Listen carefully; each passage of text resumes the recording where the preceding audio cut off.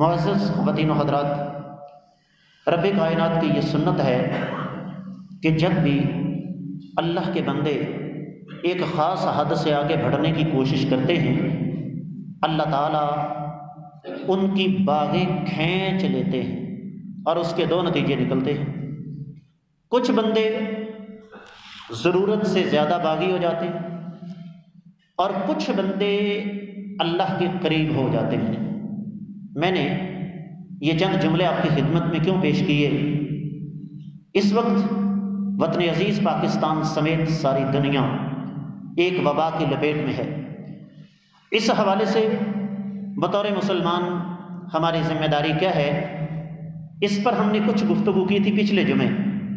آج اللہ کی توفیق سے 2 شعبان 1441 ہجری 27 مارچ 2020 سے عیسوی ہے، اور ہم اسی سلسلے کو آگے بڑھاتے ہوئے آپ کو یہ بتانے کی کوشش کریں گے کہ ان حالات میں ہمیں اپنے اللہ کو منانے کے لیے کیا کرنا چاہیے۔ چونکہ ملک میں اس وقت لاک ڈاؤن ہے، لوگ مجبور ہیں، چاہے دل چاہے یا نہ چاہے، گھروں میں رہنے پر ہم مجبور ہیں۔ تو گھروں میں رہتے ہوئے ہم نے اپنے اللہ کے قریب ہونا ہے۔ اس کے لیے ہمارے پاس کیا کچھ ہونا چاہیے؟ سب سے پہلے ہمارا تقدیر پر ایمان ہونا چاہیے، اور ہمیں اس بات کا یقین ہونا چاہیے کہ نفع اور نقصان کی مالک ذات کون ہے؟ بھائی اللہ ملک العلم رب ذو الجلال والاکرام۔ اور آفتوں کے جہاں بے شمار نقصانات ہوتے ہیں، وہاں بہت سارے فائدے بھی ہوتے ہیں، اور اس آفت کا سب سے بڑا فائدہ یہ ہے کہ مسلمان کو اس بات کا پتہ چل گیا ہے کہ اللہ کے سوا مشکل میں کام آنے والا کوئی نہیں ہے۔ دوسری چیز، اپنے دن کا آغاز دعا اور استغفار سے کریں، اور صبح و شام کے اذکار کی پابندی کریں۔ تیسری چیز، روزانہ کی بنیاد پر قرآن مجید کا کچھ حصہ مخصوص کر لیں کہ دنیا ادھر کی ادھر ہو جائے، میں نے اتنا قرآن ضرور پڑھنا ہے، اور بہتر یہ ہے کہ آپ اس کو ترجمے کے ساتھ پڑھیں، سمجھ کر پڑھیں۔ چوتھی چیز، اپنے گھر کے اندر قرآن کے حلقات قائم کریں اجتماعی شکل میں۔ یہ نہیں ہے کہ ایک ہی صورت سارے پڑھیں، ایک وقت مخصوص کریں، جس طرح کہ فجر کی نماز کے بعد بھائی سارے گھر کے افراد مل کر ہم قرآن مجید پڑھیں گے، آپ اپنا پڑھو، میں اپنا پڑھوں گا، لیکن اتنا وقت، اتنے گھنٹے یا اتنے منٹ ہمارے قرآن مجید کے لیے مخصوص ہوں گے۔ اسی طریقے سے چھٹی چیز یہ ہے کہ ہمیں صرف قرآن پر نہیں، اللہ کے رسول صلی اللہ علیہ وسلم کے فرامین پر بھی توجہ دینی ہے۔ آج کل ہر گھر میں انٹرنیٹ کی سہولت موجود ہے، کتابی شکل میں کتابیں موجود نہیں، انٹرنیٹ پر صحیح بخاری، صحیح مسلم، حدیث کی کوئی بھی ایک کتاب پکڑیں اور اس سے روزانہ 1، 2، 4 یا 5 احادیث بیٹھ کر پڑھیں، ان کا مطالعہ کریں، ان کو سمجھنے کی کوشش کریں۔ ساتویں چیز، چونکہ گھروں کے اندر بچے موجود ہیں اور بچے آرام سے کبھی نہیں بیٹھ سکتے، بہترین طریقہ یہ ہے کہ بچوں کے درمیان قرآن کے حفظ اور احادیث کا مسابقہ کروایا جائے، مقابلہ کروایا جائے۔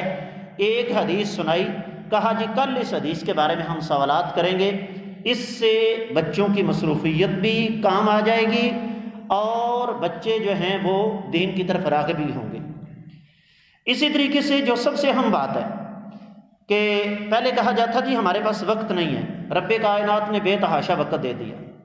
اب بھی اگر 5 وقت کی نماز ہم پابندی کے ساتھ نہیں ادا کرتے، ابھی تک ہمارے پنجاب میں تو پابندی نہیں لگی، لیکن کوئی پتہ نہیں کل کو پابندی لگ جائے کہ مساجد کے اندر باجماعت نماز نہیں ہوگی۔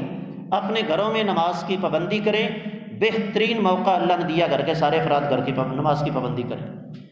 اسی طریقے سے سنتیں اور نوافل، جس طرح قیام اللیل ہے، جس طرح کے اشراق کی نماز ہے، اسی طریقے سے جو سنتیں ہیں فجر سے پہلے، ظہر سے پہلے، ظہر کے بعد، مغرب سے پہلے، مغرب کے بعد، عشاء کے بعد، ان کا اہتمام اپنے گھر میں کریں۔ اور 10ویں چیز یہ ہے کہ چونکہ ہم گھر میں ہیں اور ابھی موسم اتنا گرم نہیں ہوا، رمضان کی آمد ہے، مشق بھی ہو جائے گی، کم از کم ہفتے میں 2 روزے ضرور رکھے جائیں، پیر اور جمعرات کا۔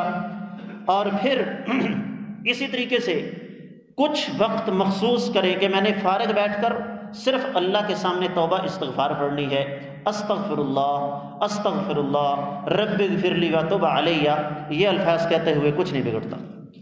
اسی طریقے سے 12ویں چیز ہے کائنات کے امام صلی اللہ علیہ وسلم پر درود و سلام پڑھنا۔ یہ ہمارے اوپر فرض بھی ہے، اور یہ ہمارا فرض بھی ہے اور ہمارے اوپر قرض بھی ہے۔ اور یاد رکھیے نبی کریم صلی اللہ علیہ وسلم کے فرمان کے مطابق جو شخص مصائب و آلام سے نکلنا چاہتا ہے، پریشانیوں سے نکلنا چاہتا ہے، اپنے گناہ معاف کروانا چاہتا ہے، اس کو کثرت کے ساتھ نبی علیہ الصلوۃ والسلام پر درود پڑھنا چاہیے، لیکن درود وہ پڑھیں جو نبی علیہ السلام نے بتایا اور وہ نماز والا ہے۔ اسی طریقے سے 13ویں چیز، جس طرح میں نے آپ کی خدمت میں عرض کیا، ابھی تک مساجد کی طرف آنے پر کوئی پابندی نہیں ہے۔ مساجد میں اپنے وقت پر آئیں اور مسجد کا احترام کریں، مسجد کی صفائی ستھرائی میں، مسجد کے جو انتظامات ہیں اس سلسلے میں دوسروں کے ساتھ تعاون کریں۔ 14ویں چیز جو اس مناسبت سے میں سمجھانا چاہوں گا، الرقیہ شرعیہ، ان پر بھی ابھی ہم بعد میں بات کریں گے۔ کچھ مسنون اذکار ہیں خاص مواقع کے جو حفاظت کے لیے ہیں، ان پر ابھی ہم بات کریں گے، ان کا خصوصی طور پر اہتمام کیا جائے۔ اور 15ویں چیز یہ ہے کہ اللہ رب العزت کی طرف سے آنے والی یہ جو آفت ہے اس پر صبر کیا جائے، صبر کا دامن ہاتھ سے نہ چھوڑا جائے، کیونکہ قرآن کہتا ہے ان اللہ مع الصابرین، اللہ تعالیٰ صبر کرنے والوں کے ساتھ ہیں۔ اب آتے ہیں اس چیز کی طرف کہ یقیناً اللہ تعالیٰ کا سچا دین ہر لحاظ سے کامل، مکمل اور اکمل ہے۔ یہ جو وبا اس وقت آئی ہے، اس سے پہلے بھی بڑی وبائیں آئیں اسلامی تاریخ میں، کیا نبی کریم صلی اللہ علیہ وسلم نے اس حوالے سے ہمیں کچھ بتایا؟ جی بالکل بتایا ہے۔ صحیح حدیث میں ہے، نبی علیہ الصلوۃ والسلام نے ارشاد فرمایا، ایک دعا ہے اور وہ دعا یہاں سامنے لکھی ہوئی بھی ہے، یاد کر لیجئے گا۔ فرمایا بسم اللہ الذی لا یضر مع اسمہ شیء فی الارض ولا فی السماء وہو السمیع العلیم۔ فرمایا جو شخص اس دعا کو صبح کے وقت 3 دفعہ پڑھ لیتا ہے، سارا دن وہ اللہ کی طرف سے ہر چیز کی طرف سے حفاظت میں آ جاتا ہے۔ 3 دفعہ بسم اللہ الذی لا یضر مع اسمہ شیء فی الارض ولا فی السماء۔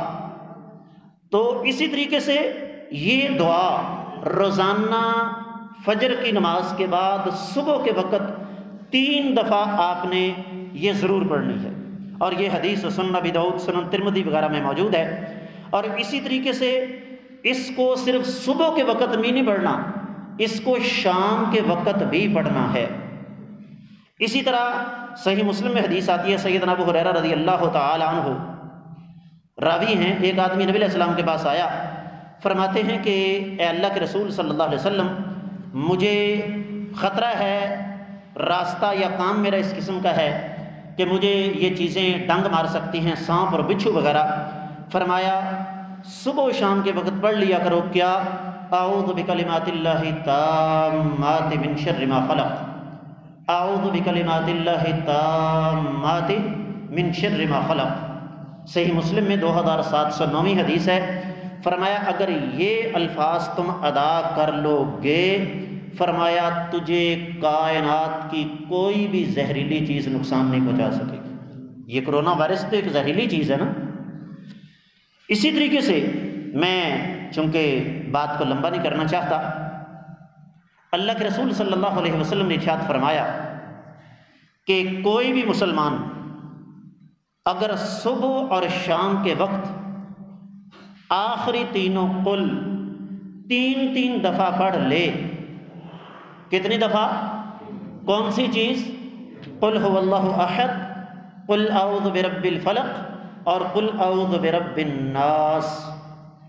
نبی کریم صلی اللہ علیہ وسلم نے ارشاد فرمایا یہ آخری تینوں قل کائنات کی ہر آفت سے بچنے کے لیے تمہاری نسبت کافی ہوں گے۔ ہم مسلمان کو تو گھبرانے کی ضرورت ہی نہیں۔ حکومتی اقدامات کیا ہیں وہ ایک بعد کا مسئلہ ہے، لیکن یہ جو 3 وظائف میں نے آپ کو بتائے، ان 3 وظائف کو یاد کرتے ہوئے کوئی وقت نہیں لگتا۔ فرصت ہے، فراغت ہے، کسی قسم کی کوئی رکاوٹ نہیں، بہترین موقع بنا ہے۔ ان تینوں اذکار کو یاد کیجئے، اور جو میں نے ایک پورے کا پورا ٹائم ٹیبل آپ کو بتایا صبح سے لے کر شام تک، صبح و شام کے اذکار، سونے جاگنے کے اذکار، فرض نمازوں کے بعد کے اذکار، ان کا اہتمام کیا جائے۔ اللہ رب العزت انشاءاللہ ہماری حفاظت فرمائیں گے۔ اللہ تعالیٰ ہمیں ان پر عمل کرنے کی توفیق مرحمت فرمائے۔